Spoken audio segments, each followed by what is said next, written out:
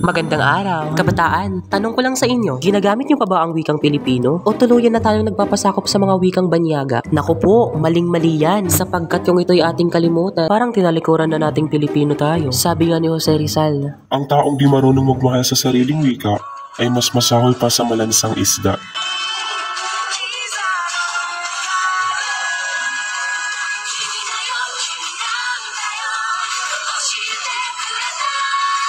Ayos lang na pag-aralan natin ang iba't ibang wika, basta't ang mahalaga, panatilihin natin ang wikang ating kinagisnan. Magandang araw sa inyong lahat. Ako si John Menard at maraming salamat sa inyong lubos na pakikinig at panonood sa aking ginawang video. Naway magsilbi itong aral sa inyo at magsilbi itong gabay sa inyong mga bata na katulad ko na gamitin natin ang ating wika at gamitin natin ang ating wika ng may pagmamahal at may paggalang. Maraming salamat sa inyong panonood at pakikinig.